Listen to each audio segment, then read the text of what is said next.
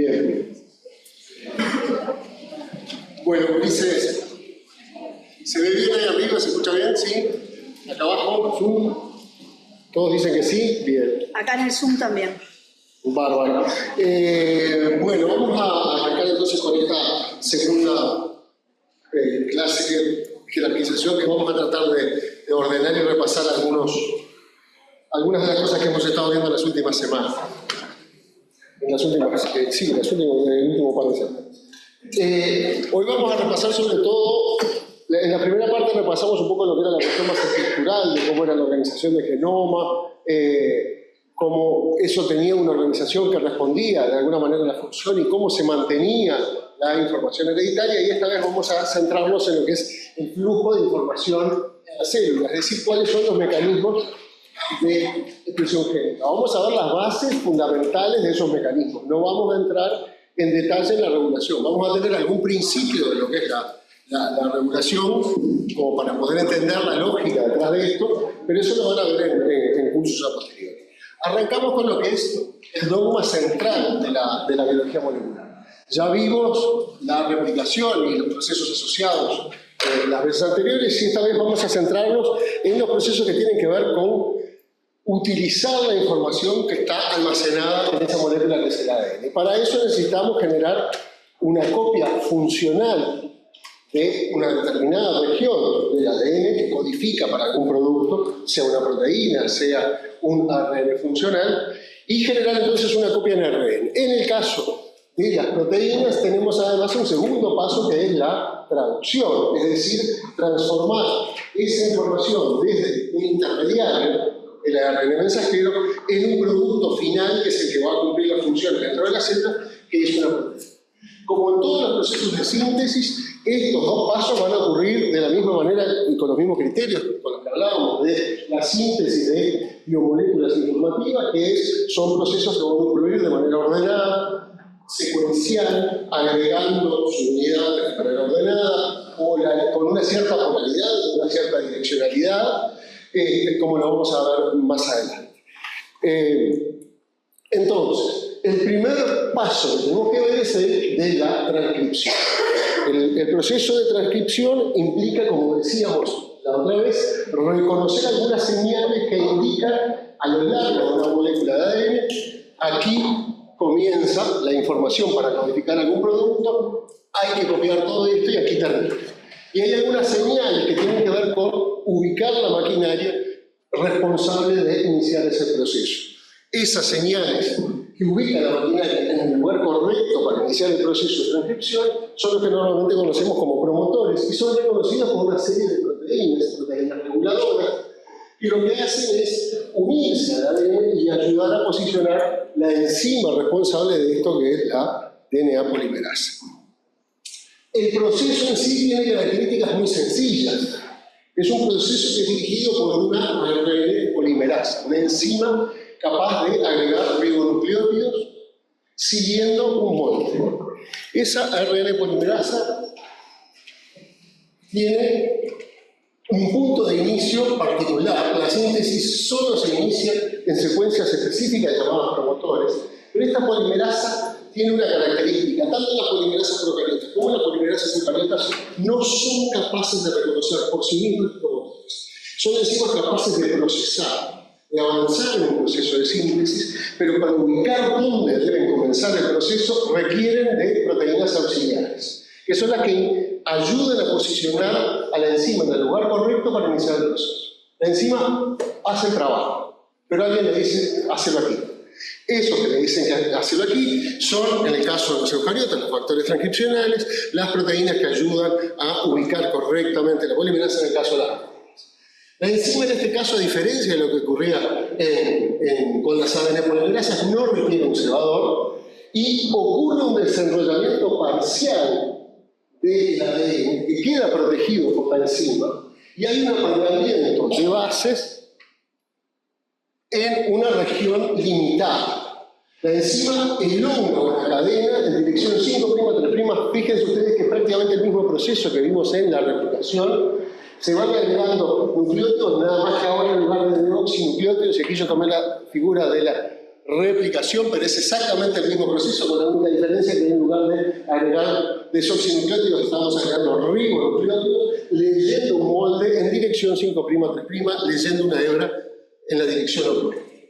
Y se forman enlaces fosfodiéster, enlaces de alta energía, y se forman puentes de hidrógeno de manera parcial con un fragmento de la hebra que está siguiendo. ¿Por qué de forma parcial? Porque esto va avanzando y a medida que va avanzando, la región que se mantiene apareada es de alrededor de unas 15 a 20 bases que se va corriendo a lo largo del proceso de avance de la molécula.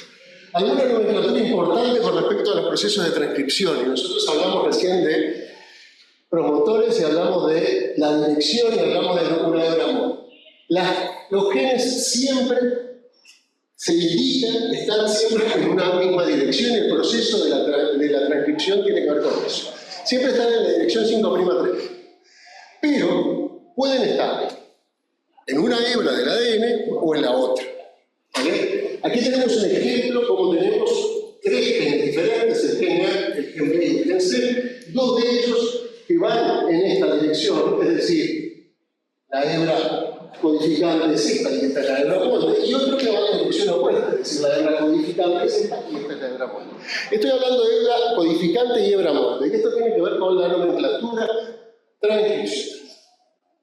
Cuando nosotros miramos un gen, el estilo que tenemos es la región promotora, el sitio de inicio de la transcripción, que reconocemos como el sitio +1, las regiones que van hacia adelante del proceso de transcripción, corriente abajo o downstream, que es lo que contiene la región codificante, que numeramos +1, +2, +3, etcétera, etcétera, etcétera, y los que van hacia atrás, corriente arriba, upstream, que numeramos -1, -2, -10, -20, -35, que son sitios importantes porque así es donde se ubica el promotor. La hebra codificante es la misma que la que se genera en el ARN y es la que se lee en dirección 5', 3'. Y la hebra molde es la que efectivamente se lee, es decir, es la que la maquinaria enzimática está leyendo en la dirección opuesta. ¿Está bien?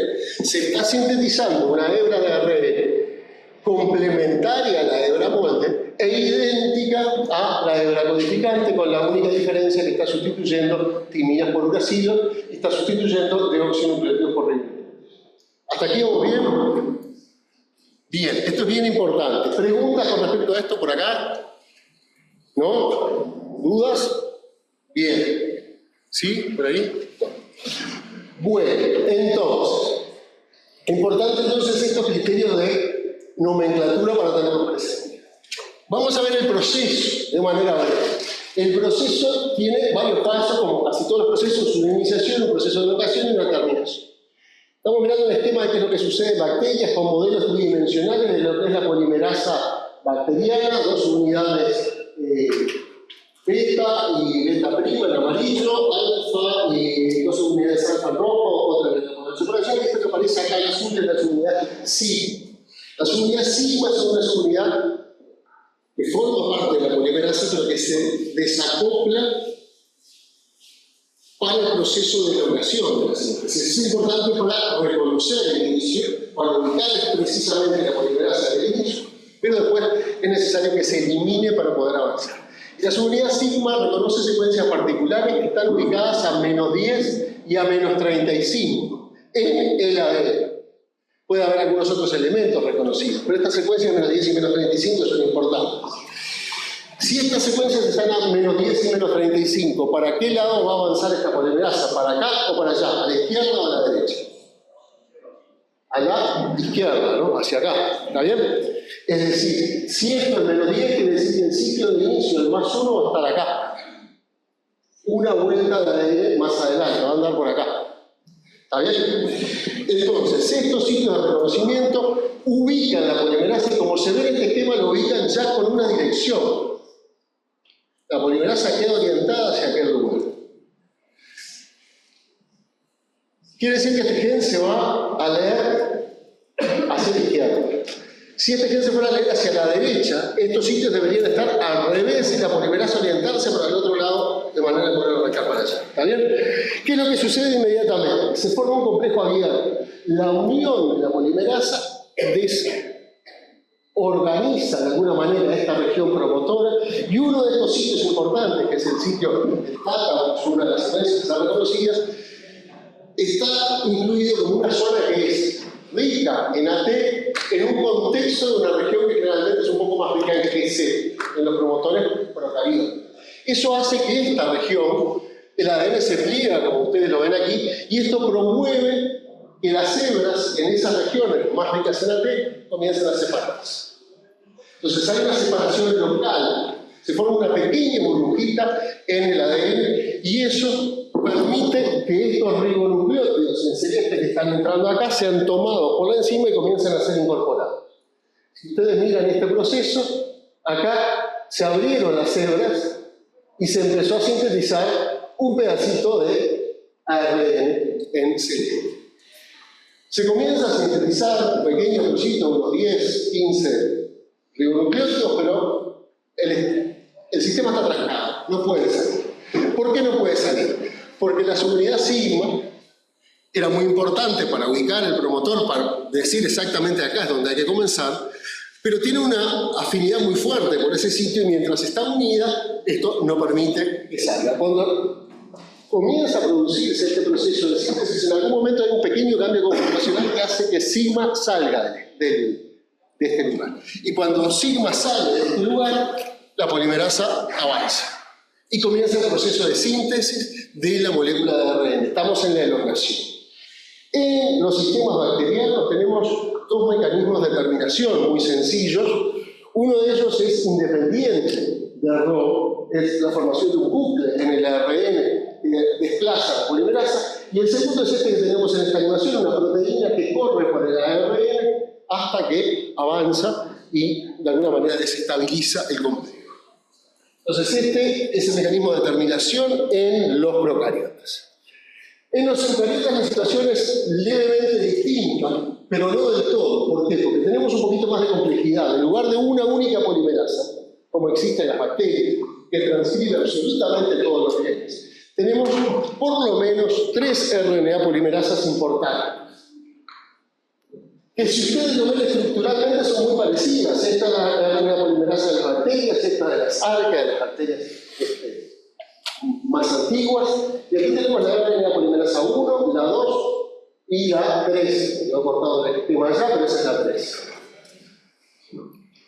Que cumplen distintas funciones. La polimerasa 1, esta de aquí, es la que actúa sobre todo en el nucleolo sintetizando los ARN ribosomales, que van a formar parte de la estructura donde se va a dar lugar a la traducción de proteínas, luego de un proceso de maduración. La polimerasa 3, que es esta que aparece acá, es la responsable de sintetizar los ARN de transferencia, otro elemento esencial para el proceso de traducción, y también la subunidad 5S del ribosoma. Quiere decir que estas dos polimerasas, la 1 y la 3, de alguna manera participan en fabricar los elementos para el proceso de síntesis proteica. Los elementos mecánicos del proceso de síntesis proteica y los elementos invariables del proceso. La responsable de sintetizar el elemento variable del proceso de síntesis proteica, es decir, el mensaje capaz de dar lugar a distintas proteínas, es la RNA polimerasa 2. La RNA polimerasa 2 es la que sintetiza los ARN mensajeros y los ARN pequeños nucleares, como por ejemplo los microRNAs. ¿Está bien? Entonces estas 3 polimerasas actúan concertadamente en los eucariotas para el proceso de transcripción.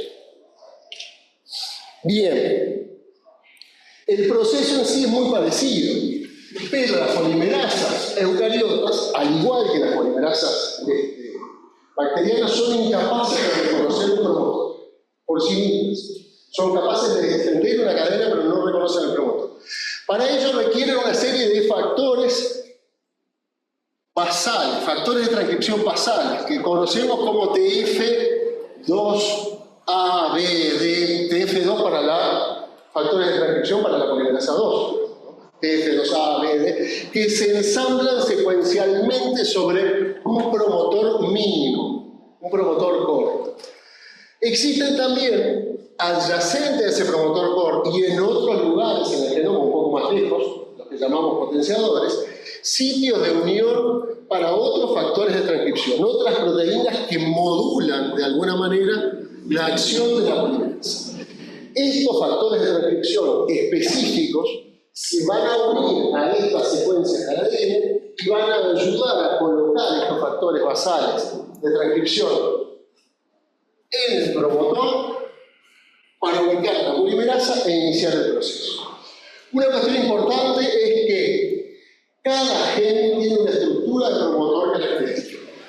Aquí tenemos 3 genes distintos. El promotor del gen SB40, el promotor de la tinequinasa, el promotor de la histona H2B. Todos ellos tienen una región promotora basal, donde se van a enganchar los factores basales y la polimerasa, y una región regular, que tiene distintos módulos. Estos que aparecen aquí de colores son distintos módulos de reconocimiento de proteínas, factores de transcripción. Estos factores de transcripción tienen 2 dominios. Uno de unión al ADN, que reconoce este módulo, y otro de interacción proteína-proteína. ¿Qué es lo que hace ese módulo de interacción proteína-proteína? Colabora con otras proteínas para traer los factores basales de transcripción al promotor y ayudar a colocar la polimerasa en ese sitio y arrancar. ¿Está bien? Fíjense ustedes que los módulos pueden repetirse dentro de un mismo promotor o estar presentes en promotores distintos. Por eso hablamos de módulos, porque son unidades distintas, discretas de regulación. Qué loco sería, ¿no?, si a lo largo de la evolución cada gen tuviera que desarrollar un sistema de regulación propio a partir de cero, ¿no? Es mucho más... Nosotros lo vemos ahora desde esta perspectiva, y lo entendemos desde esta perspectiva, es mucho más económico tener determinadas secuencias reguladoras particulares, unas pocas, y que las podemos combinar. Esa combinación nos da distintas posibilidades. Ahora, cada gen tiene un promotor. Y ese promotor es exactamente el mismo en todos los tejidos. ¿Está bien? Los genes no cambian su secuencia de un tejido a otro. No cambian la secuencia de los genes reguladores de un tejido a otro. No cambian los promotores o los potenciadores. Son siempre los mismos. ¿Qué es lo que cambia de un tejido a otro? Las proteínas reguladoras que están presentes para el cendésico. Eso lo vamos a ver un poquito más adelante. ¿Está bien? Pero bueno, cuando veamos un poquito la parte de regulación. Vamos a ver el mecanismo en sí. Decíamos, ¿qué es lo que sucede? Inicialmente tiene que reconocerse el promotor y para eso es necesario el ensamblaje ordenado de los factores basales. El TLP es el primero, uno que reconoce una secuencia tipo TATA, parecido a lo que pasaba en los procariotas, pero a una distancia un poquito mayor, TF2D, TF2B, 2A, etc. Aquí también se pliega el ADN y eso favorece que se disocie, se engancha la polimerasa, ¿está bien? Y una vez que está enganchada la polimerasa, complejo cerrado, complejo abierto, se da el inicio de la transcripción, ese inicio también que es algo fallido al principio, hasta que parte de estos factores de iniciación se liberan, sobre todo los que están unidos al ADN, y eso permite la elongación. Una de las cosas importantes que tiene que ver con esto es que la polimerasa 2 tiene una particularidad, y vamos a ver que es importante para otros procesos, y es que tiene una porción carboxiterminal, la cola C-terminal, que puede ser fosforilada y que es parte importante del proceso de avance, de alguna manera ayuda a liberar esta enzima y avanzar. Y asociada a esa región de la polimerasa van enganchadas algunas enzimas que participan en el paso siguiente que ocurre en el eucariota, las enzimas que participan en el proceso de maduración, que se asocian allí. Bien, entonces, como vemos, los procesos de transcripción se parecen en la mecánica a los procesos de replicación. ¿Cuán parecidos y cuán distintos son? Vamos a tratar de compararlos. Replicación, transcripción. ¿Cuándo ocurre? Primera pregunta que nos vamos a hacer. ¿Cuándo ocurren a lo largo del ciclo celular? La replicación ocurre ¿en qué momento? ¿Ah? En la fase S, dicen por acá, en la fase S del ciclo celular. La transcripción ocurre no solo en la fase S, que también hay algo de transcripción, sino sobre todo en T1 y en T2. ¿Está bien? Entonces, la replicación es aquí, la transcripción es en toda la interfase, fundamentalmente en G1 y G2. Hay un poquito menos en S, pero también hay algo de transcripción en S. ¿Quiénes se transcriben en S, por ejemplo? Algunas proteínas que ustedes conocen que se transcriben en S en los eucariotas, seguramente. A ver, ¿alguien se le ocurre? Algunas que tienen que ver con empaquetar el ADN. Las histonas. Las histonas se transcriben durante la fase, se transcriben y se traducen durante la fase S. ¿Está bien? En particular, no siempre, no todas, algunas también lo hacen un poquito antes y un poquito después, pero bueno. Bien. En este caso se replica todo el ADN, pero se transcribe solo en una región, la que corresponde con algunos genes. ¿Está bien? ¿Qué más? ¿Qué otra diferencia podemos notar? Ambas hebras, en este caso, sirven de molde. En el caso de la replicación, ambas hebras sirven de molde. En el caso de la transcripción, solo una de las hebras es molde. ¿Está bien? Hay un desenrollamiento total del ADN a lo largo del proceso. En la replicación hay un desenrollamiento parcial de una región del ADN y en general una burbujita muy pequeña que generalmente queda protegida por la maquinaria enzimática que va realizando el proceso. Hay un apareamiento de bases contra el molde total en el caso de la replicación. En este caso es un apareamiento de bases local y solo durante la síntesis. Esto es una diferencia importante. ¿Qué sucede con el producto? El producto de la replicación es un producto destinado a persistir, a durar. Es la información genética que voy a pasar a mi célula hija. Por lo tanto, esto tiene que ser un proceso preciso y para que dure. La transcripción es un proceso temporal. Yo voy a fabricar una copia de algo que lo voy a usar. Cuando yo lo necesite más, lo voy a degradar. Uno es preservo, el otro es uso y tiro. ¿Está bien? La replicación, preservo el producto. La transcripción, uso y luego lo tiro.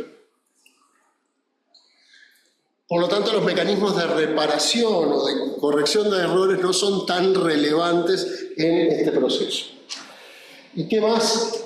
Bueno, el producto permanece en el núcleo, el producto es madurado y va al citoplasma en el segundo paso. Y aquí hay un complejo multiproteico muy complejo que necesita un llevador. Aquí hay una RNA polimerasa más simple de acción directa que requiere algunos elementos para el inicio, pero que después funciona sola. A ver. Bien. ¿Dudas con la transcripción? ¿Preguntas? ¿Los que están online? ¿Alguna pregunta? No. Bueno. Vamos a ver la maduración. Lo que tenemos acá no se llega a ver muy bien, es una imagen histórica de un ARN mensajero hibridado contra el ADN del cual se origina. No sé si ustedes llegan a ver, pero por aquí hay algunos pequeños bucles que están mostrando la existencia de intrones. Este, si no me acuerdo mal, era el gen de la uvalbúmina. Puede ser otro, lo puedo haber equivocado, pero bueno. ¿Qué es el proceso de maduración? Es un proceso que ocurre en los eucariotas. Y al igual que la transcripción, ¿cómo madura un transcripto? Hay una serie de señales que ayudan a entender este proceso de maduración de los transcriptos. En el caso de un mensajero, agregar una caparazón extrema, una cola de folia, eliminar los intrones, lo vamos a ver más en detalle. Pero una cosa bien importante a tener presente es que, decíamos, en los eucariotas hay 3 polimerasas y cada una de ellas se encarga de transcribir distintos productos. Polimerasa 1, los ARN exosomales, la 3, los ARN de transferencia, la 2, los mensajeros y los microRNAs. Todos los ARN sintetizados en las células son sintetizados como precursores. No solo los receptores, todos son sintetizados como precursores que necesitan madurar. Hay un proceso de maduración que de alguna manera modifica ese transcripto primario para llegar al producto final que va a cumplir la función. ¿Está bien? Entonces, ¿cómo se dan esos procesos de maduración? Bueno, en el procesamiento de los ARN ribosomales, la polimerasa 1 es la responsable de transcribir en el nucleolo las distintas unidades de ARN ribosomales que están formadas por repetidos de una región larga de unos 13.000 nucleótidos, 13 kilobases aproximadamente, que incluye el precursor del ARN 18S, el precursor del 28S y el precursor del 5,8S, todos juntos. Esto está repetido muchas veces en tándem, una detrás de otra, y es transcrito en una región particular, un núcleo que se visualiza en microscopía óptica, que es el nucleolo, una región nuclear. Allí es donde se están sintetizando los ARN ribosomales. Pero se transcribe toda esta unidad continua. Es un transcripto policistrónico, como el que tenemos en las bacterias.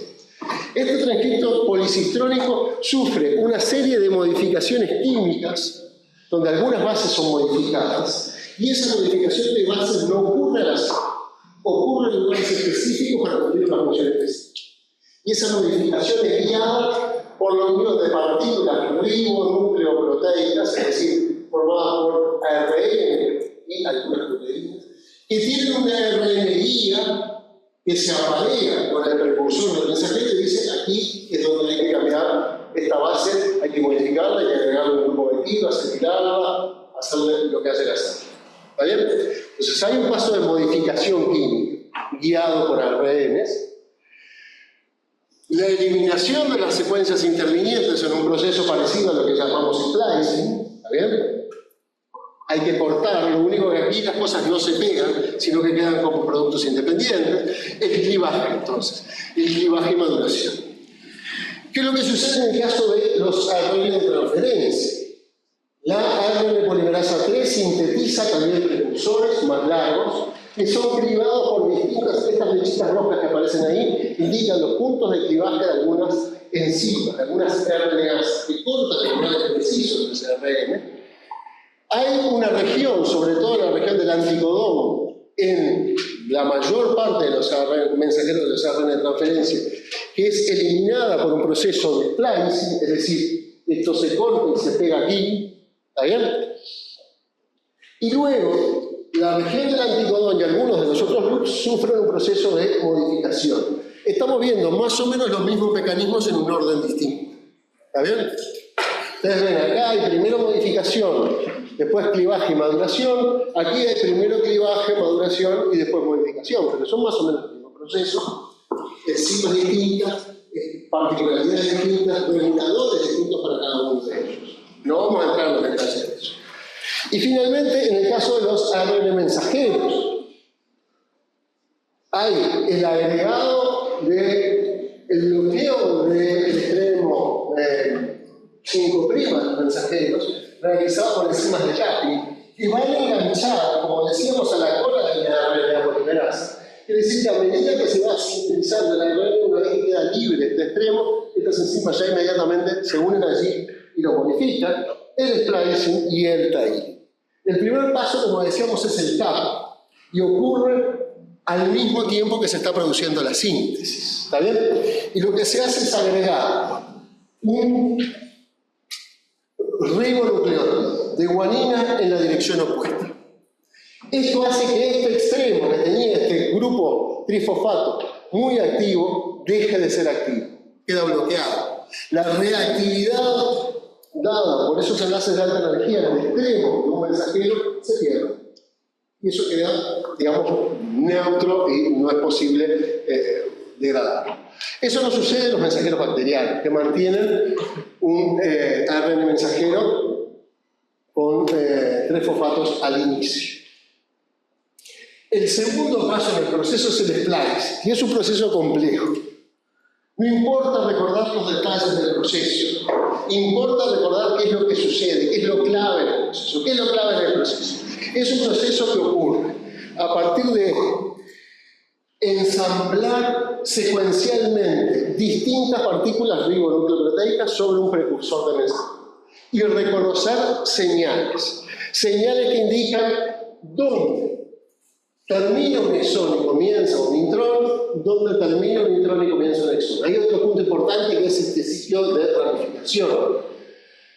Y lo que sucede es que algunas subunidades particulares, U1 y U2, son las primeras que se unen a lo que va a ser un intrón. ¿Y dónde se unen? Se unen reconociendo secuencias particulares en este borde, exón-intrón, la U1, como lo ven acá, y se une a partir de apareamiento de bases entre una RN guía unido a la partícula U1 y otro RN guía que se une al sitio de ramificación. ¿Está bien? Dentro de cada uno de los intrones. Estas dos unidades son las que inician el proceso. Se van ensamblando otras unidades, una vez que esto sucede, que facilitan formar un complejo efector. Ese complejo efector lo que va a hacer es cortar aquí, enganchar esto con esto a través de dos transesterificaciones y va a terminar en un complejo que se llama clasiosoma, que se puede visualizar por microscopía, y va a terminar generando entonces, liberando por un lado este fragmento del mensajero esclaviciado, exón 1 y exón 2 pegados, y liberando por otro lado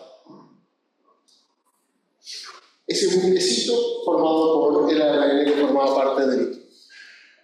No es necesario recordar los detalles de esto, sí que hay un ensamblaje secuencial de partículas ribonucleoteidas y que una cosa es clave. Prácticamente en todos los procesos de transferencia de información, lo clave es apareamiento de bases. Acá lo vemos una vez más. El apareamiento de bases es clave para decir, este es el lugar preciso para hacerlo. ¿Está bien? Bien. Finalmente, hay una tercera' que es el agregado de la cola coliana. Los mensajeros bacterianos no tienen los eucariotas, sí hay una secuencia en la región 3' de los mensajeros eucariotas que es reconocida, donde al pasar por esa región hay una enzima que cliva el mensajero que se está generando, lo corta, por lo que después se desestabiliza con polimerasa y todo lo demás. Pero esto que venía unido aquí a la colita de la polimerasa se une acá cuando reconoce esta secuencia, corta la ARN y una enzima agrega sin ningún molde, una polimerasa sin ningún molde, unida allí a este complejo, a este mensajero que está formando, empieza a agregar ARN. ¿Está? Es un proceso de edición de un mensajero agregando la adenina, ¿está bien? Sin ningún molde. Y este proceso entonces es importante porque determina una de las características de los ARN mensajeros eucariotas, que es la cola de poli A. Bien. Antes de pasar a la traducción, ¿dudas sobre el proceso de maduración? Sí. ¿El clivaje? ¿Qué cosa? ¿Cuál es la pregunta? ¿El clivaje de qué decís tú? En las anteriores diapositivas decíamos clivaje. Cuando decimos clivaje, generalmente nos diferenciamos del splice en el sentido que cuando hablamos de clivaje hablamos de algo que se corta, pero no se pega. En la maduración de los árboles ribosomal, por ejemplo, hablamos de clivaje. ¿Por qué? Porque tenemos un precursor que se corta y que se puede llegar a comer tipo Pac-Man un poquito de los extremos para llegar con el producto final, pero no hay un corte y pegado como hay en el splice.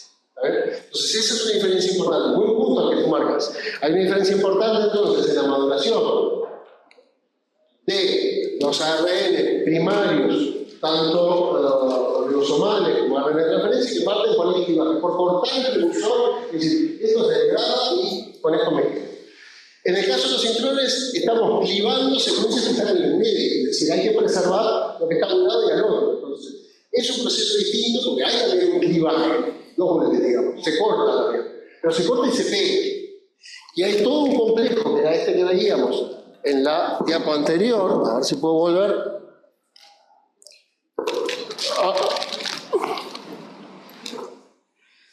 Todo este mecanismo que tenemos acá, que lo que me asegura es que yo arranco con dos fragmentos, con un pedazo de ARN en el medio y termino con los dos fragmentos pegados sin ese ARN en el medio. Entonces esa es una diferencia importante. clivaje no hay ligasas que unan. En el clivaje no hay ligasas que unan y aquí tampoco hay una ligasa. Acá no hay una ligasa, acá es parte del propio proceso, se da un proceso de 2 transesterificaciones, es el propio ARN que reacciona un fragmento con el otro y genera la formación de la ligasa. No hay una ligasa involucrada en el proceso de ligasa. Buen punto también. Es un proceso que ocurre a través de reacciones propias del propio ARN y el contexto de este complejo. No vamos a entrar en los detalles químicos, están en la clase, búsquenlos, están en los libros, ¿verdad? Si quieren para entenderlos. Aquí hay 2 reacciones de transesterificación, primero se corta, no recuerdo exactamente, pero creo que se corta primero acá y después acá, o al revés, no lo recuerdo. Bien, ¿más preguntas? ¿No? Seguimos entonces. Vamos a la traducción. El último paso entonces de este flujo de información. La traducción es el proceso que sigue. A partir de la maduración, todos estos productos están disponibles para que ocurra la traducción. Y la traducción es distinta en la inicio. Es muy parecida, es esencialmente la misma en procariotas y en eucariotas. Las diferencias mayores están en cómo se inicia el proceso. Cómo se inicia el proceso en las bacterias y cómo se inicia el proceso en las células eucariotas. En las bacterias, la iniciación pasa por reconocer en primer lugar el ARN mensajero que se une a la subunidad menor del ribosoma. Los primeros que se unen son la subunidad menor del ribosoma y el ARN mensajero. Y se enganchan, se ensamblan porque hay una secuencia en casi todos los ARN mensajeros al inicio de los genes, que es lo que se conoce como Ribosome Binding Site, RBS, sitio de unión al ribosoma. Esa secuencia es complementaria con una secuencia en la subunidad menor del ribosoma, la subunidad 16S, y esta secuencia que se aparea, una vez más, apareamiento de base, para ubicar precisamente un proceso. ¿Ah? Una vez más, apareamiento de base para ubicar precisamente un proceso, es la que determina la unión del mensajero en el lugar preciso con la subunidad menor del ribosoma. A partir de esta unión, que está mediada por algunos factores de iniciación, entra el segundo elemento en juego, que es el ARN de transferencia. Un ARN de transferencia que está modificado, que es un ARN de transferencia que lee el codón A un G, que codifica metionina y metionina codifica formilado. En el caso de las bacterias, una formilmetionina. Y que es traído al complejo también por factores de iniciación. Y se ubica en un lugar particular, y a partir de esa ubicación entra la subunidad mayor, desplazando a los factores de iniciación y queda ensamblado el ribosoma. Con el apareamiento de este primer ARN de transferencia con el primer codón, aunque nuevamente apareamiento de bases acá, 3 bases de ganar, ubicado en la posición P del ribosoma, EPA. Esto es lo que pasa en las bacterias. ¿Qué pasa con la iniciación en los eucariotas? En los eucariotas no hay una señal de tipo Jain-Dalgar para reconocer el ribosoma. Entonces, el mecanismo de reconocimiento es distinto. ¿Cómo ocurre el mecanismo de reconocimiento en los eucariotas? En los eucariotas, el primero que se une a la subunidad menor del ribosoma es el ARN de transferencia que lleva la metionina inicial. Unido a factores de iniciación, se une la subunidad menor a este ARN de transferencia y este complejo se une al CAP, a esa estructura modificada, a esa guanina modificada que estaba al revés en la punta del mensajero, se une allí. Y a partir de la unión de este complejo, esta subunidad menor del ribosoma con el ARN de transferencia empieza a hacer correr el ARN a través de ese complejo hasta que encuentra el primer codón AUG. Cuando encuentra el primer codón AUG, así se da un apareamiento perfecto entre el codón y el anticodón y se ensambla la subunidad mayor liberando otros factores de iniciación que también habían en el genes. Nuevamente, al igual que en el otro caso, queda el primer ARN de transferencia por apareamiento de bases unido el sitio P del ribosoma, queda libre el sitio A, que es donde va a empezar el proceso de síntesis, queda libre el sitio E. Entonces ustedes ven que el mecanismo de iniciación tiene más o menos los mismos elementos. Subunidades ribosomales, árbol de transferencia iniciador, factores de iniciación que ayudan a ensamblar el complejo. El orden de ensamblado es distinto en un caso y en el otro. En uno depende del apareamiento de bases, ribosoma, subunidad menor del ribosoma con el mensajero, en el otro, reconocimiento del CAP y scanning del mensajero. ¿Está bien? A partir de ahí el proceso es esencialmente el mismo en los dos casos. Y vamos a ver un resumen del proceso en bacterias. Aquí tengo la subunidad menor del ribosoma, que con factores de iniciación, que aparece en verde. El mensajero es este bigotito amarillo, en realidad es mucho más largo, está representado nada más que el pedazo y es unido al ribosoma, ¿está bien? Otros factores de iniciación se une el ARN de transferencia con el mensajero, esto se va enganchando, primero el mensajero, luego los factores de iniciación, se liberan los otros factores y se ensambla el ribosoma con el primer ARN de transferencia que lleva metionina en el sitio P. El paso siguiente es la elongación, y la elongación es un proceso cíclico que ocurre a través de la entrada de otra ARN de transferencia cargada al ribosoma que entra al sitio A y que es llevado por un factor de elongación. Una proteína que se asocia a este ARN de transferencia lo lleva al ribosoma y una vez que éste aparea sus bases con el anticodón correspondiente y ve que efectivamente corresponde, es liberado, ¿está bien? Ahí se consume energía, es liberado y queda puesto el ARN de transferencia en el sitio A. Cuando están unidos dos ARN de transferencia en el P y en el A, ocurre la formación del enlace peptídico, es decir, que se corta el enlace que unía el primer ARN de transferencia con su aminoácido y este aminoácido pasa a unirse al segundo. Queda este dipéptido, este primer ARN de transferencia se mueve, se corre y va al sitio E. ¿Está bien? Se corre y va al sitio E. Y hay un paso de translocación que depende de otro factor proteico que, digamos, como que empuja la película y hace que esto se corra 3 lugares. Se corra un codón. ¿Está bien? De manera que queda nuevamente libre el sitio A, este queda pronto para salir, el dipéptido está acá en el sitio P, esperando que entre un segundo aminoácido. ¿Qué es lo que sucede después? Volvemos acá. Entra otra ARN de transferencia, si corresponde se queda allí, se forma el enlace peptídico, se corre, el EFG lo hace mover, el tripéptido pasa al sitio P, el segundo ARN de transferencia queda pronto para salir. Otra vez, el proceso se recicla, es siempre el mismo. Los factores de elongación tienen que ver con la entrada de la ARN de transferencia y el movimiento. Y consumen energía. Consumen mucha energía a través de GTP. Lo que se consume aquí es GTP, sobre todo. Bien, ¿cómo se termina el proceso? Bueno, ahí tenemos una imagen animada de este proceso. Los ARN de transferencia están siendo traídos aquí por esa cosa amarilla, que es el FPU. Están entrando acá y van pasando, se hacen enlace y van saliendo por este otro lado. ¿Está bien?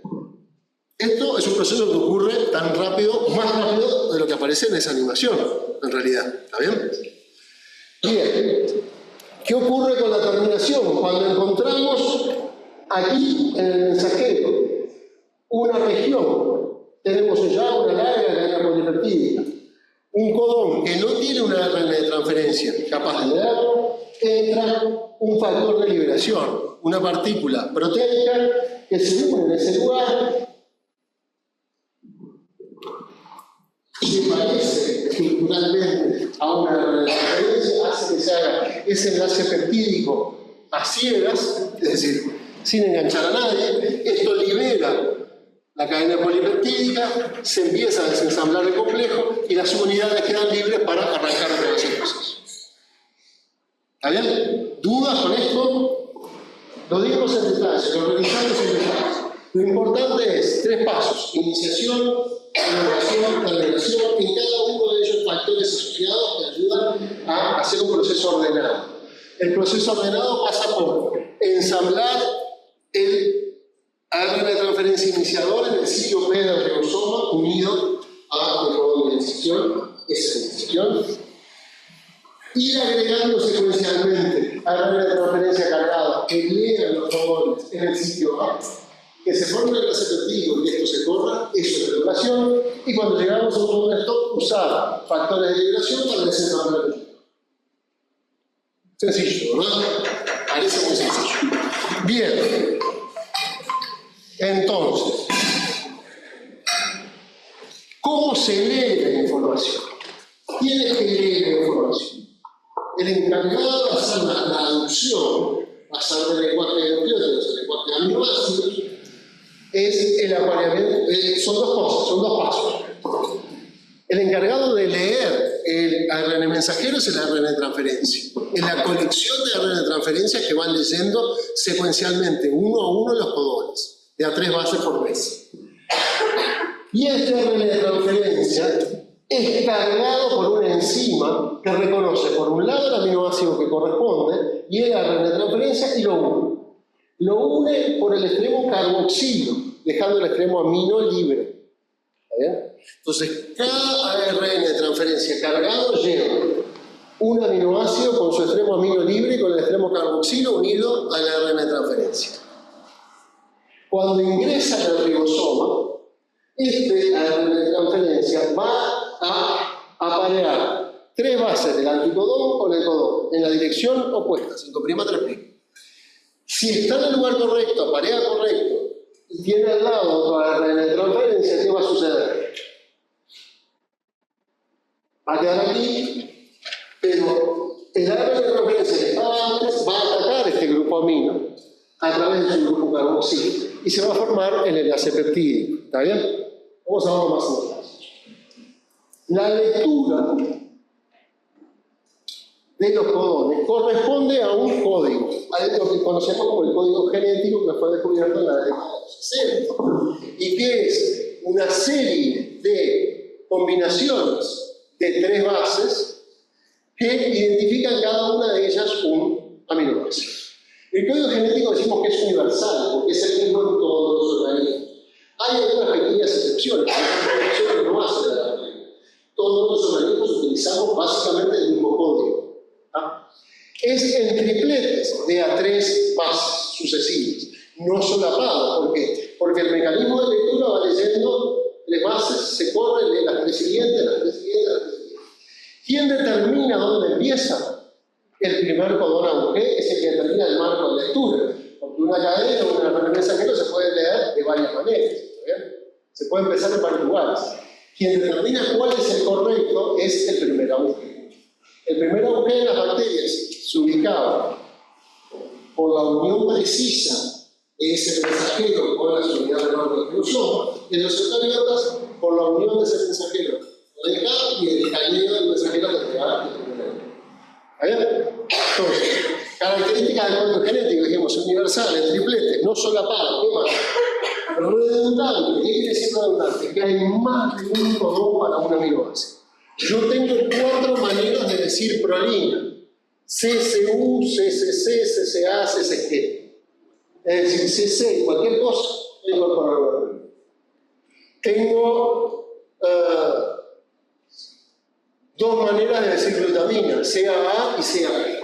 Pero, por más que esto es redundante, el código genético no es ambiguo. ¿Qué quiere decir que no es ambiguo? Que cada codón significa una aminoácido. Si bien yo tengo 2 maneras de decir glutamina, CAG es glutamina y CAA es glutamina. Pero CAG siempre es glutamina. Y CAA siempre es glutamina. Nunca es otra cosa. Yo puedo decir glutamina de 2 maneras. Tengo 2 palabras sinónimas para decir lo mismo. Pero cada palabra tiene su significado. Que el significado sea el mismo no quiere decir que no sean 2 palabras. Por lo tanto, cada triplete es no ambiguo. Pero el código es redundante. ¿Por qué? Porque tiene más de una palabra sinónima para decirlo todo. ¿Está bien? Y por otro lado, lo que sucede es que también decimos que es degenerado. ¿Por qué es que decimos que es degenerado? Y acá viene otra parte que es un poquito más compleja. Porque hay codones sinónimos, es decir, que quieren decir lo mismo, que pueden ser leídos por un mismo anticodón. Aquí tenemos el codón UCC, ¿está bien? ¿Dónde estamos acá en la tabla con el codón UCC? Vamos a buscarlo. UCC es un codón de serina. Y el codón UCC de serina es leído por un ARN de transferencia que lleva serina, que tiene el anticodón GGA. Y aquí está apareciendo perfectamente.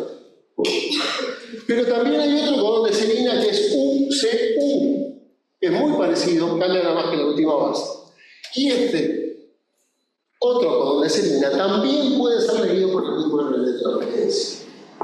Por el balanceo en la tercera posición del codón, primera del anticodón. Hay una posibilidad de leer dos codones sinónimos por el mismo ARN de transferencia. Esto lleva a que normalmente casi todos los organismos, yo diría, no estoy seguro que todos, pero casi todos los organismos, tienen menos ARN de transferencia que los necesarios. O utilizan menos ARN de transferencia que los necesarios.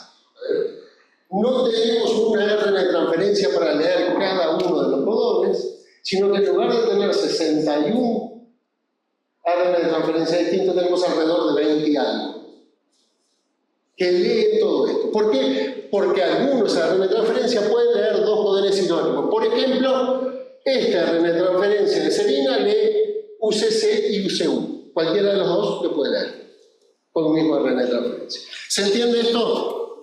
¿Preguntas hasta acá? ¿No hay ningún? No. Dale. ¿Hay una pregunta por ahí? No veo nada por acá. El libro me mata, ¿no?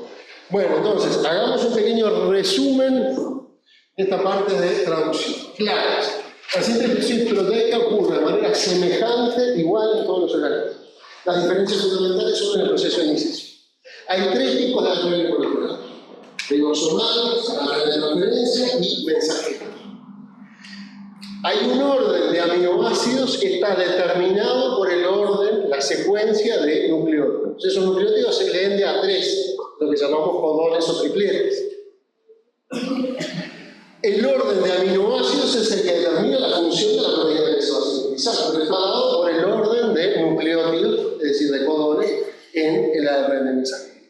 Y lo que sucede cuando están unidos dos ARN de transferencias es la formación del enlace peptídico. El extremo carboxilo de un ARN de transferencia en el sitio P es atacado por el grupo amino del ARN de transferencia que recién entró en el grupo A, se forma el enlace peptídico y esto se disocia del ARN de transferencia. Entonces este ARN de transferencia queda sin su aminoácido y este aminoácido queda enganchado acá. Fíjense ustedes, aquí habíamos leído el aminoácido 1, el 2, el 3, el 4 está saliendo. Aquí está el 5, se está formando el enlace peptídico, quiere decir que este aminoácido 5 va a quedar unido acá, y esto ahora se va a correr un lugar. Y va a entrar el 6. Perdón, este es el 6, va a entrar el 7. Y el proceso se va a dar nuevamente. ¿Está bien? Entonces es necesario un código bilingüe para esta traducción, ese es el código genético, que es un proceso de traducción que ocurre en dos pasos. Un primer paso es cargar cada ARN de transferencia con la aminoácido que corresponde, eso lo hace el enzima. Lo reconoce perfectamente cada uno de ellos. Y el otro la lectura codón anticodón. Bien. ¿No? ¿Tengo por acá? No. Vamos a ver algunas cuestiones de regulación mínima. Y vamos a tratar de repasar los mecanismos de regulación de la expresión génica en procariotas. En procariotas lo que sucede es esto. Tenemos, por un lado, la transcripción, se genera un mensajero policitrónico, pero al mismo tiempo este mensajero es tomado por el ribosoma y empieza a ser traducido. Y esta es una diferencia fundamental entre los procariotas y los eucariotas. Los procariotas tienen toda la información hereditaria dentro del entorno celular, sin separación en un núcleo de un citoplasma. Entonces allí ocurre que hay dos procesos que se dan de manera acoplada, la transcripción y la traducción. Mientras que en los eucariotas, dentro del núcleo, hay dos procesos que están acoplados, como ya vimos, la transcripción y la maduración. están unidos. ¿Está bien? Aquí transcripción y traducción se dan una detrás de otra y enganchadas. Aquí transcripción y traducción se dan una en el núcleo y la otra en el citoplasma. Lo que sí está enganchado es la transcripción con la modulación. ¿Está bien? Esto se debe también a diferencias en la estructura genómica de la organización de los genes. Los genes procariotas están organizados en operones, en unidades de regulación que tienen regiones reguladoras comunes y 2, 3, 4 genes vinculados funcionalmente, unidos uno detrás de otro, que se transcriben todos juntos en un único precursor, un único ARN mensajero policitrónico. Cada uno de estos mensajeros va a dar lugar, cada uno de estos mensajeros policitrónicos va a dar lugar a 2 o 3 proteínas distintas, cada una de estas va a tener un sitio de unión al ribosoma, etcétera, etcétera, todas las señales características. En los eucariotas, cada mensajero es simple, cada precursor del mensajero monocitrónico y va a dar lugar a un único. Entonces hay como 2 procesos acoplados y que se pueden visualizar microscópicamente. Uno es la transcripción y la traducción. Y aquí vemos un gen que está siendo transcrito en esta dirección. Y aquí vemos ribosomas unidos a los mensajeros que se están formando en un ADN bacteriano. Y aquí lo que vemos es un ADN eucariota que está siendo transcrito, acá vemos los transcritos, y en algunos transcritos vemos la formación de estos bucles, que son parte del proceso de eliminación de intrones, ¿vale? Que están acoplados. Bien. ¿Cómo ocurre la regulación en los procariotas? El elemento central de la regulación en los procariotas es el modelo del operón. ¿Qué es el modelo del operón? Un modelo de regulación donde genes vinculados a una determinada vía metabólica están unidos geográficamente, localizados uno detrás del otro en el genoma, de manera que se encienden juntos o se apagan juntos, se regulan juntos. Hay necesidad de metabolizar un determinado producto, se prende el operón para ese producto. Se acabó la necesidad, se apaga ese operón. Y se utiliza otro. Entonces, los genes estructurales para una determinada función están unidos bajo una misma región reguladora y controlados por un único mismo elemento regulador. Ese es el esquema general de los operones bacterianos. ¿Está bien? Entonces, esto da lugar a un transcripto policitrónico que va a dar lugar a distintas enzimas que tienen que ver con un proceso. ¿Hasta ahí vamos bien? Bien.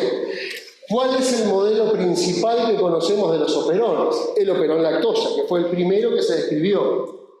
El operón lactosa fue descrito en la década del 60 por Jacobi Monod, que permitió ganar el premio Nobel. Fue el primer mecanismo de regulación genética conocido, descrito al detalle. Y hasta el día de hoy se sostiene. Con detalles, se ha mejorado el modelo. Pero la idea general que tuvieron Jacobi Monod en el año 61 sigue en pie. La lógica detrás de eso sigue en pie. Eso es lo bueno de él. Es decir, el modelo se ha mejorado, pero no ha cambiado en lo esencial. Hay una proteína reguladora, producto del gen LAC-I, que es un represor. Es una proteína que se une a la región reguladora de este gen inmediatamente después del promotor del gen. En el promotor del gen es donde se va a enganchar la polimerasa. Pero si esta proteína operadora está unida ahí, la polimerasa no puede avanzar para transcribir estos genes. Entonces, esta es la situación por la cual el mecanismo de regulación en el operador LAC es un mecanismo que funciona a través de la... ¿De qué proceso? ¿Inducción o represión? Es un mecanismo de regulación negativa con, ustedes dijeron muy bien, inducción, y ahora vamos a ver por qué la inducción. A ver, es en primer lugar, el mecanismo de control negativo. ¿Por qué? Porque la proteína reguladora es un represor. El sistema normalmente está bloqueado, ¿está bien? Está apagado. Pero ustedes dijeron muy bien que hay inducción, quiere decir que cuando el sistema se prende ¿por qué? Porque hay un metabolismo, la lactosa. La lactosa se une, se transforma en es degradada, se transforma en lactosa, en la parte de esta, y esta lactosa se une al represor. Y cuando se une al represor, genera un cambio conformacional en ese represor. Y ese represor ahora no es capaz de unirse en la región operadora. Por lo tanto, no se puede unir acá, por lo tanto, quien sí se puede unir es la RNA polimerasa, y la RNA polimerasa va a avanzar, va a transcribir los genes y se va a consumir la lactosa que está ahí. Entonces, es un mecanismo de regulación negativa, control negativo, digamos, con un sistema que es inducible. La presencia del sustrato, la lactosa, hace que el represor no actúe y que por lo tanto el sistema se prenda. Y todas las enzimas necesarias para degradar la lactosa están presentes. Se acaba la lactosa, ¿qué pasa? Si se acaba la lactosa ya no se une al represor, el represor se sigue produciendo, se pega acá, se apagó el sistema. Cuando había lactosa el sistema se prendió, cuando se acabó la lactosa el sistema se apagó. ¿Está bien? Es un sistema de regulación muy económico, si se quiere. ¿Está bien? Bien. Vamos a ver, asociado a lo peroneal, hay otro mecanismo vinculado a una regulación positiva y tiene que ver con sensar otros metabolitos. Y allí tiene que ver con una proteína fundamental que es la proteína CAP. La proteína CAP, creo, no sé si la tengo ahora dibujada acá, pero era aquella que habíamos visto en aquella imagen al principio de la clase, unida a la ADN. La proteína CAP se une al AMP cíclico. Cuando la concentración de glucosa en la célula es baja, se produce AMP cíclico. El AMP cíclico se une a la proteína CAP. Y la proteína CAP, unida al AMP cíclico, se une a una región que está antes del promotor, que promueve también un plegamiento de la molécula de ADN y ayuda de alguna manera a ubicar la polimerasa. ¿Está bien? Está actuando como un factor de transcripción positivo, digamos. ¿Está bien? Está promoviendo que la polimerasa se enganche acá. Entonces, ¿qué es lo que va a suceder? CAP promueve que se enganche la polimerasa. Funciona como un mecanismo de activación. ¿Está bien? Y el metabolito que necesitamos acá es el AMP cíclico. ¿Está bien? ¿Qué es lo que sucede? Cuando la concentración de glucosa es alta, cuando hay glucosa en la célula, no se produce AMP cíclico. Si no se produce AMP cíclico, la proteína CAP ¿se puede unir a la región promotora? No. Por lo tanto, si yo tengo glucosa y lactosa en la célula, yo tengo glucosa, no voy a tener CAP activado, por lo tanto no voy a tener activación, la polimerasa no se va a enganchar. ¿Está bien? Entonces, este es un mecanismo que funciona por represión, porque la síntesis está disminuida, bueno, en realidad disminuida la respuesta a un mecanismo. Yo tengo estos 4 mecanismos en funcionamiento con respecto al operón. Si tengo glucosa y lactosa, el operón está desactivado. No es necesario, tengo glucosa, tengo una fuente segura de energía, tengo lactosa como backup, el operón LAC está apagado. Si yo tengo glucosa y no tengo lactosa, no importa, tengo glucosa, el represor está pegado, acá no pasa nada. Si yo no tengo ni glucosa ni lactosa, tengo altos niveles de AMP cíclico, se pega acá, hace que esto empiece a funcionar, el represor sigue pegado, pero acá hay una competencia entre estos dos elementos, y capaz que un poquitito de transcripción oculta, como para decir, bueno, hay que arrancar este sistema. ¿Está bien? Tratar de ver si lo podemos arrancar. Si yo no tengo glucosa, pero tengo lactosa, como no tengo glucosa, tengo AMP cíclico, por lo tanto acá se pega, ayuda a enganchar la polimerasa. Y la lactosa se une al represor y lo elimina, por lo tanto se pega a la polimerasa y avanza. Quiere decir que el sistema está prendido al máximo. Es un mecanismo de regulación bien importante. Yo en las bacterias puedo identificar 4 sistemas básicos de control transcripcional. Control negativo con represión, que es lo que veíamos en el caso del operón LAC. Control positivo con un activador ¿Está bien? Que hay transcripción activada, SCAP, en realidad es esta de acá, ¿no? A ver, el metabolito se une y tengo activación, esto va acá. ¿Está bien? Eso está mal ahí. Y control reprimible negativo, como el caso que ustedes vieron en la clase, que es el de operador triptófano, ¿está bien? Donde lo que hay es una inhibición por producto. Yo tengo un represor inactivo, quiere decir que el sistema está prendido, normalmente está prendido, pero si yo tengo la fabricación del producto, en este caso triptófano, este producto se va a unir al represor, es decir, hay cantidad suficiente de producto que se van a seguir produciendo, se va a unir al represor y este represor con el cofactor, con el coinhibidor unido, se une y bloquea el sistema. Es decir, hay cantidad suficiente de triptófano, basta, no tenemos que seguir gastando energía en fabricar enzimas para producir triptófano, apaguemos hasta que lo precisemos. Esos son sistemas que funcionan muy eficientemente desde el punto de vista de regulación. Esto va acá, me parece, ¿no? Sí. Me quedó mal la diapositiva. Bueno, ¿dudas con esto? Vamos a ver qué es lo que pasa en los eucariotas. En los eucariotas la cosa es más compleja, porque los mecanismos de regulación además tienen que ver con esto, con la cromatina. El ADN está empaquetado en cromatina, entonces hay distintos niveles de regulación. Por un lado decíamos, lo que tiene que ver con los mecanismos de reconocer promotores para la transcripción, promotores y potenciadores para iniciar la transcripción, pero eso está empaquetado en cromatina. Entonces un primer paso es la accesibilidad de esos promotores y potenciadores que estén disponibles para ser producidos por proteínas para poder prender o apagar un gen.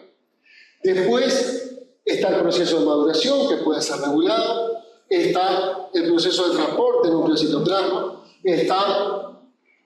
puede haber temas que tienen que ver con la estabilidad o con el secuestro de mensajeros en distintas regiones, y finalmente la traducción y los procesos post-traduccionales. Bien. ¿Hay preguntas por ahí? No. No parece preguntar. Iniciando el proceso, vamos a recordar algunas cosas. Los genes están regulados por promotores y potenciadores, o enhancers. Y aquí tenemos otro esquema de un gen. Entonces tenemos un promotor basal, donde se unen los factores de iniciación, ¿está bien?, basales, y un promotor regulado, donde se unen otros factores de transcripción, modular. Promotor proximal o potenciadores que están a otra distancia, e incluso otros elementos aislantes, de los cuales hablamos cuando hablamos de cromatina. Vamos a tratar de integrarlos ahora. ¿Está bien? Entonces, los promotores basales son reconocidos por factores basales. Los promotores proximales y potenciadores son regiones con ciclo de reconocimiento para factores específicos. Como decíamos, son modulares. Y cada gen, y esto lo repito, cada gen tiene un promotor único. Y es el mismo en todas las células. Y un potenciador. Los potenciadores son los mismos en todas las células. ¿Por qué un gen se prende en un tipo celular sí y en otro no? La información genética contenida en ese gen es la misma, las regiones reguladoras son las mismas. ¿Qué es lo que cambia? Cambian los factores de transcripción, las proteínas capaces de unirse y reconocer esos iguales. Distintas células producen distintas combinaciones de proteínas, y si esas proteínas son factores de transcripción, pueden prender o apagar distintos genes. ¿Está bien? Entonces, en una célula va a estar presente mRE y va a unirse al promotor de este gen y lo va a activar. En otra célula este factor no se produjo, por lo tanto este promotor no va a ser activado. ¿Está bien? Estos factores de transcripción colaboran en ensamblar los factores basales, estos de aquí, y la polimerasa, que es esta lila grandota, ¿está bien?, sobre el TAC. Aquí tenemos el TF2D, aquí tenemos otros factores basales, y aquí tenemos algunos factores específicos unidos en un potenciador y en el promotor proximal, generando este bucle en el ADN que actúa de alguna manera activando este gen. ¿Está bien? Pero para que esto ocurra, si esto ocurre, ¿qué es lo que sucede? Podemos regular la expresión de los genes. Y la expresión de los genes está regulada de manera que distintos genes pueden transcribirse con eficiencias distintas. En un mismo tejido yo puedo tener algún gen que se expresa poco, otro que se expresa mucho, o en distintos tejidos el mismo gen, en uno se expresa muy poco y en otro se expresa mucho, o en uno está apagado y en el otro se expresa mucho, dependiendo de quién se exprese. La unión de estos factores permite esa modulación, es esa regulación fina, ¿está bien? En los sistemas bacterianos teníamos un sistema que es más que nada de prendido y apagado, on y off. En los sistemas eucariotas tenemos un digno. ¿A ver? No tenemos un on. Tenemos sí un on, pero una vez que tenemos un on, tenemos que podemos subir la intensidad o bajar la intensidad de ese on, hasta el on. ¿A ver? Entonces piensen en las llaves de luz. Las bacterias prenden y apagan, los eucariotas suben o bajan la intensidad, aparte de prender y apagar. ¿Está? Bien, algunos elementos que tienen que ver con modificaciones en el ADN. Decíamos, todos los procesos de síntesis sufren modificación. Una de las modificaciones reversibles que ocurren en el ADN es la metilación. La metilación de regiones que tienen C y G al lado del otro, C, G, C, G, C, G. En las Cs, produce lo que se llaman islas CPG. Son regiones que generalmente están asociadas a los promotores. Y si tenemos una región que es muy CG, como esta de acá, normalmente se crea un factor de transcripción allí, que va a actuar sobre un promotor para prender un gen. Si esto está metilado, está modificado, este factor no se puede unir. Por lo tanto, esto no se activa. Entonces, la modificación del ADN por radiación es una modificación epigenética reversible y es una manera de apagar un gen temporalmente o más permanentemente. Hay modificaciones epigenéticas que duran mucho tiempo a lo largo de la vida de una célula. Pero es una modificación epigenética. ¿Por qué epigenética? Porque es reversible. Así como yo metilé este grupo, yo lo puedo demetilar y este gen puede volver a ser activo. No hay un cambio en la secuencia, pero sí hay un cambio en la regulación. Esto pasa de estar prendido a estar apagado. Otros mecanismos vinculados a esto tienen que ver con la modificación, no del ADN, pero sí de las proteínas asociadas, de las histonas. La cromatina, la remodelación de la cromatina. El ADN normalmente está asociado a la cromatina. Si las regiones reguladoras de un gen, promotores y potenciadores, están envueltos en el cromosoma, puede pasar que los sitios de reconocimiento que tienen que ser reconocidos estén envueltos en el nucleosoma, entonces la proteína que tienen que reconocer no llega. Hay que desensamblarlo, desarrollarlo. Algunos factores de transcripción específicos y algunas otras proteínas ayudan a unirse y a liberar los sitios de unión de estos factores de transcripción. Ven ustedes acá, quedó liberado este sitio, algunas proteínas modificadoras de la cromatina abrieron esta región, este sitio quedó libre, se unió el factor de transcripción, se unió otro, vino la polimerasa, arrancó. ¿Está bien? Entonces, hay un proceso de liberación que tiene que ver con reconocer algunas secuencias y activar, entre otras cosas, muchos de estos factores tienen que ver con enganchar algunas proteínas que modifican el estado de la cromatina. ¿Cómo? Modificando las histonas. Si las histonas de esa zona son acetiladas, es decir, si estas primeras enzimas, estas primeras proteínas que se pegan acá, convocan a enzimas que acetilan el ADN, este ADN va a estar más laxo. Por lo tanto, va a haber más posibilidad de que se libere la secuencia vinculada al promotor y se enganche entonces la polimerasa se forma un complejo de iniciación. Entonces, los mecanismos de regulación asociados a la cromatina tienen que ver con, por un lado, el conocimiento de factores, pero muchos de estos factores interactúan con la maquinaria que regula la composición de la cromatina. No vamos a entrar en más detalle de esto, que lo van a ver en otros cursos más adelante. Lo importante es recordar que la acetilación de histonas tiene que ver con este mecanismo de compactación. Histonas acetiladas a ADN más flojo, histonas no acetiladas a ADN fuertemente apretado. Otro elemento que habíamos visto y que vimos sobre todo cuando hablábamos de cromatina. ¿Se acuerdan que hablábamos de bucles en el ADN, loops? Y que esos loops estaban vinculados a proteínas que se unían, sobre todo CTCF y coesina, que se unían en regiones que llamábamos aislantes. ¿Qué son esas regiones aislantes? Son la base de estos bucles. Y fíjense ustedes esto, acá tengo una de estas regiones aislantes y tengo de este lado un gen A que tiene un promotor, un potenciador, este gen se va a transcribir hacia allá. Y de este lado tengo un gen B con su promotor y potenciador. Los potenciadores actúan a distancia. Pueden actuar sobre un gen que está al lado o uno que está más lejos.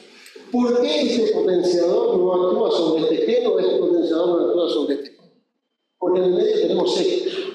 Entonces, este promotor y este potenciador están unidos dentro de un mismo bucle que puede ser regulado por sí mismo.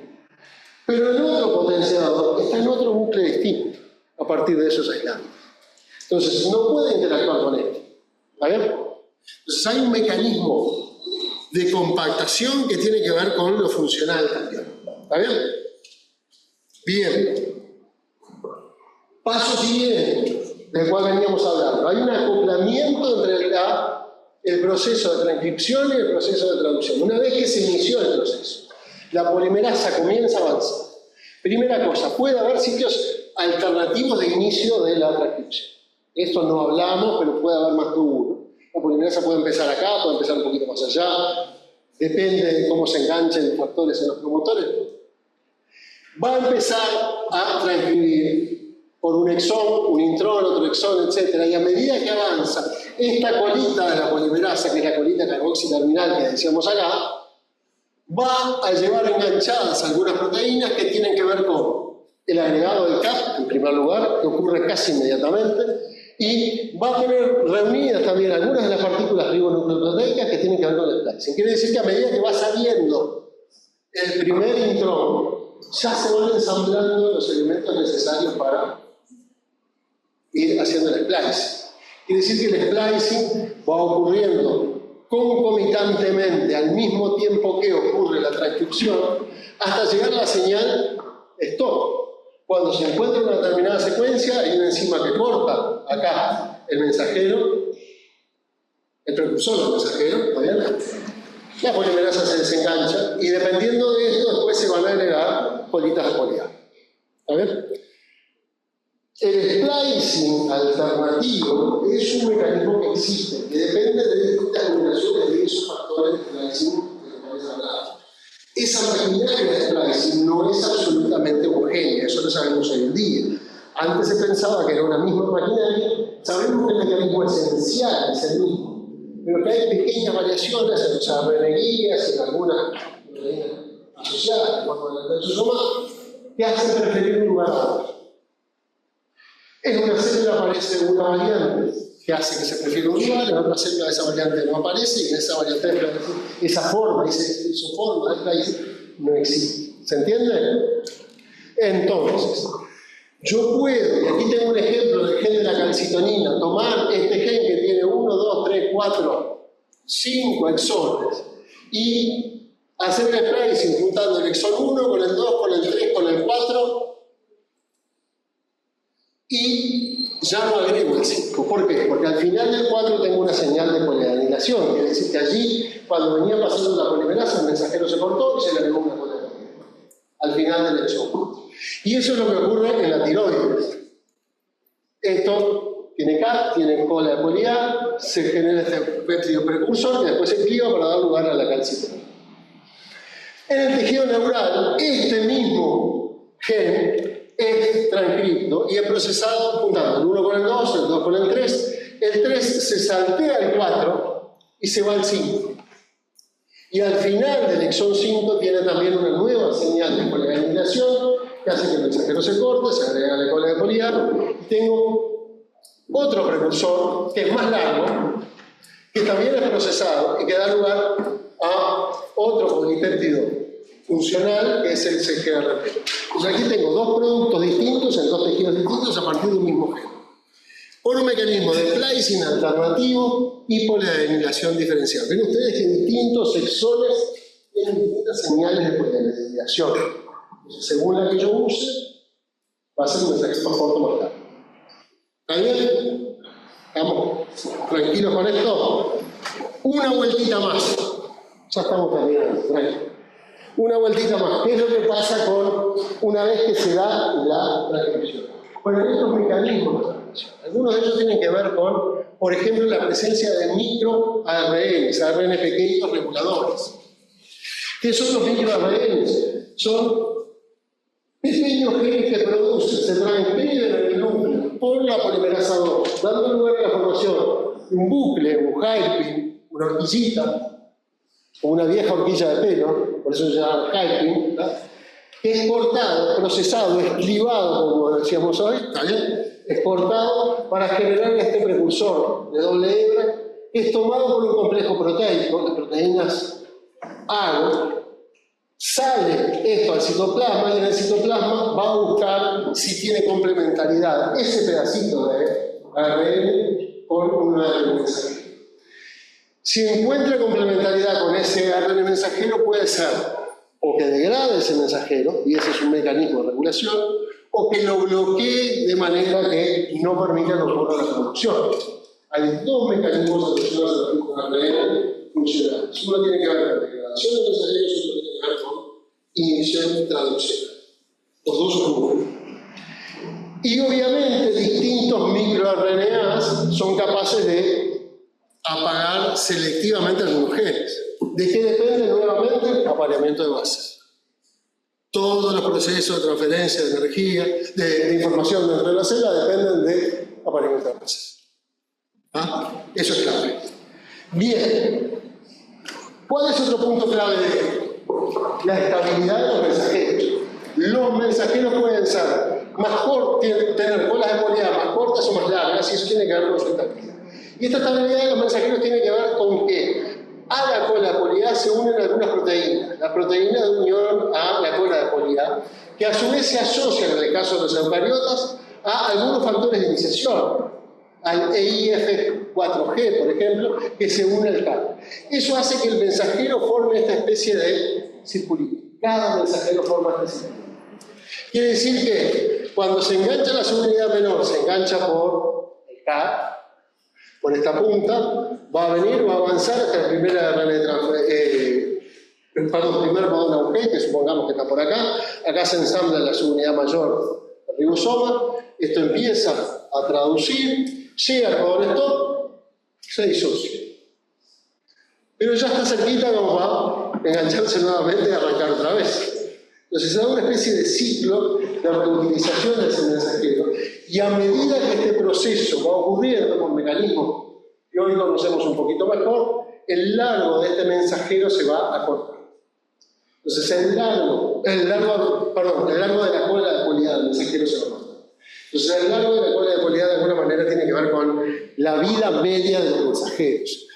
Mide cuánto tiempo dura un mensajero, cuánto tiempo es útil un mensajero. Mensajeros con colas de poliedad largas generalmente tienden a durar más que aquellos que tienen cola de poliedad muy corta. Y algunos mensajeros, como por ejemplo los de las histonas, no tienen cola de poliedad. Se sintetizan en gran cantidad, son traducidos muy rápidamente en una ventana de tiempo muy chiquita y se degradan rápidamente. Use y tire, tal cual. ¿Está bien? Bien. Una vez que es traducido, ¿qué pasa con estos genes? Bueno, estos genes pueden ir al citosol, al citoplasma. Una de las cosas importantes es el plegamiento de las proteínas es esencial y es un proceso que ocurre co-traduccionalmente. Así como está acoplada la síntesis de ARN, la transcripción, con el procesamiento de la producción, la síntesis de proteínas, la traducción, está acoplada con la maduración de la proteína, con el plegamiento de la proteína. Cuando va saliendo la cadena polipeptídica del ribosoma, es tomada por proteínas chaperonas que ayudan a plegar esa proteína de manera correcta.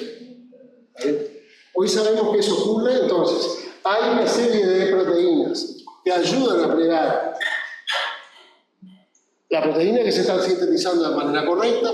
Si la proteína es sintetizada y plegada de manera correcta, esto da lugar a una enzima funcional, con un citoestino funcional, etc. Si no es plegada de forma correcta, va a una vía de degradación. Es decir, esto no es funcional, lo rompo, lo tiro, no me sirve. Entonces, hay así también un mecanismo de regulación, el cual nosotros no entramos en detalle, pero que es importante y que vamos a ver después en algunos recursos más adelante. ¿Dudas, preguntas hasta ahora? ¿Preguntas en general? ¿No? Terminamos por acá, entonces.